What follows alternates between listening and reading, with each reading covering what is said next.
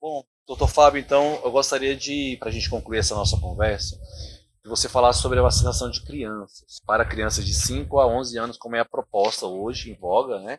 Mas principalmente da obrigatoriedade. Eu gostaria que o senhor, assim, rapidamente pudesse falar de como o senhor vê a questão da obrigatoriedade da vacinação, quais os efeitos pode acarretar nessas crianças, e se realmente vale a pena o custo-benefício dessa vacina para essa faixa etária, pela experiência profissional que o senhor já teve. Entendi. É, a gente entra agora numa zona, né, onde a gente pode ser cancelado a qualquer momento. Zona fantasma, né? Uma zona fantasma, mas o que acontece?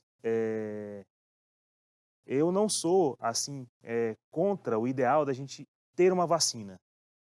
O ideal realmente é a gente ter uma vacina, né? Uma vacina eficaz, uma vacina bem pesquisada, bem testada, bem empregada, né? A gente tem na nossa hoje em dia, graças a Deus, um aumento da nossa projeção de vida, da nossa saúde, com muita pesquisa que foi feita no tempo e muitas vacinas que foram validadas no tempo, né. Mas toda vacina tem um efeito colateral? Sim, toda vacina tem um efeito colateral. Toda vacina tem uma taxa de segurança? Sim, toda vacina tem uma taxa de segurança, né. Existe risco para toda vacina? Existe risco para toda vacina. Por exemplo, às vezes o risco de algum efeito grave de uma vacina é um valor numérico.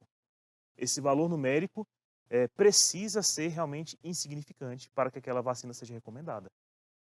Por exemplo, vamos pegar uma doença que, graças a Deus, está controlada, como o sarampo.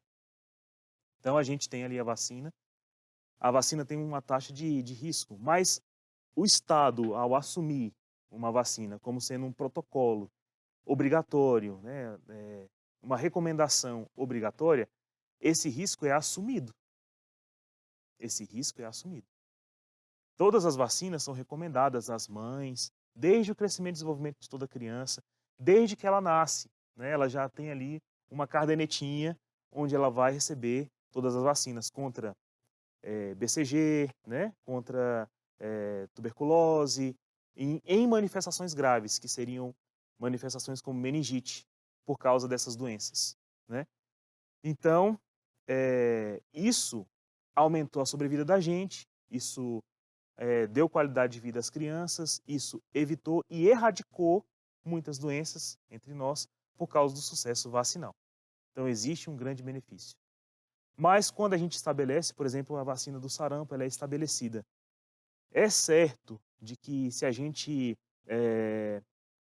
fazer, por exemplo, a cobertura de todo o país, em todos os milhões de crianças do nosso país, fazer a vacinação, a gente pode chegar àquela taxa do risco? Pode.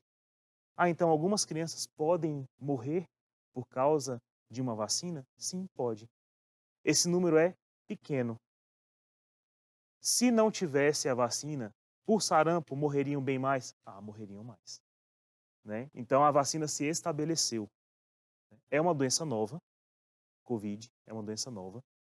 E aí a gente começa a falar sobre exatamente o que você falou, professor Léo, sobre vantagem, né?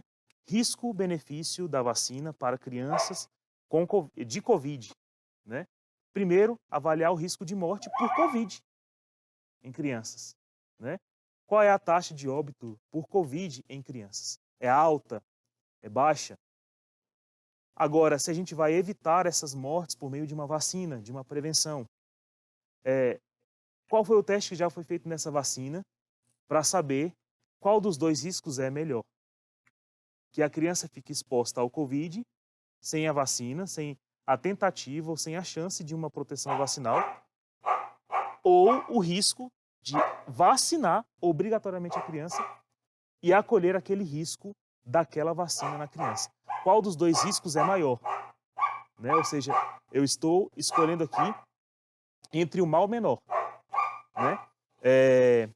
Nesse sentido, a taxa de óbito em criança ou de internações em criança por causa do Covid não foi tão expressiva.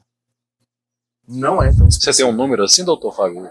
Não tem um número assim, mas Preciso. Eu recebi um número, não sei se o senhor 300, estava na casa das 300 e poucas crianças mortas durante esses 2 anos de pandemia aqui no Brasil. Será que está mais ou menos dentro dessa faixa ou seria um número maior?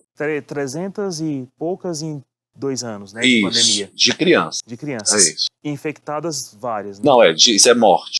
de morte. É, seria um índice baixo.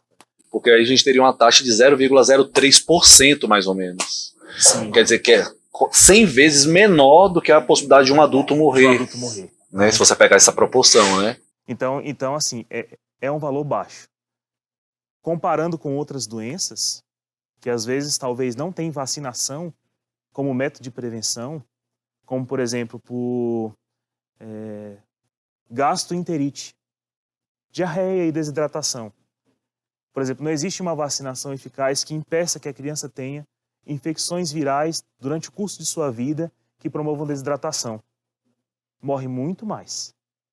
E não existe vacina, por exemplo, para rotavírus, que é uma doença comum, prevalente, sazonal e potencialmente letal a muitas crianças. Morrem mais, né? Então, esse valor, se o valor for esse mesmo de criança, de letalidade para as crianças por Covid, é muito baixo.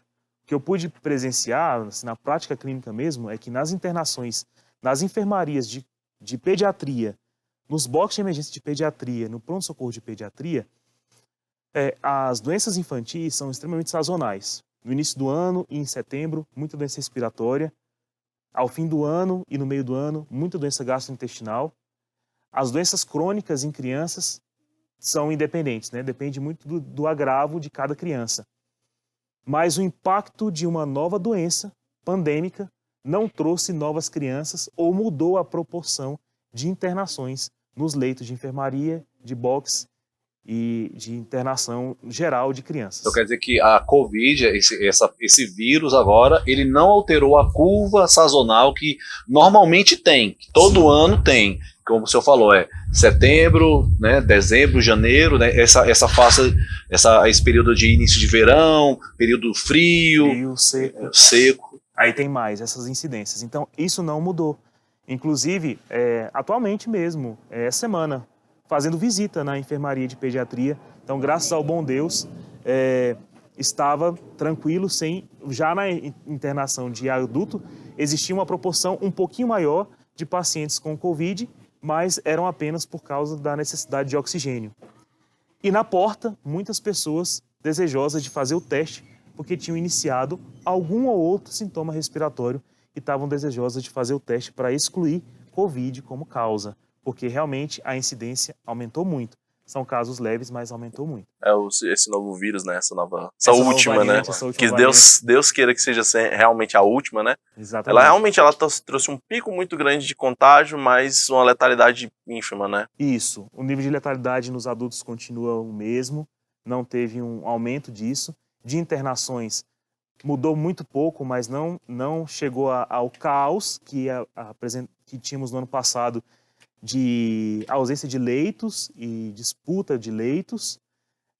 Não chegou também a aumentar o consumo de oxigênio na internação, né? Isso também não aumentou.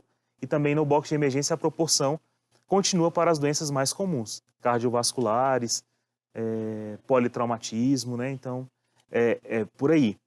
Então, pensando na letalidade baixa do Covid para crianças, seria necessário que, para eu instituir, como Estado, como governo, que essa vacina fosse obrigatória para as crianças, eu tinha que saber, com toda certeza, se o risco de vacinar as crianças é menor, né? Obrigatoriamente menor do que o risco que o Covid já lhes impõe.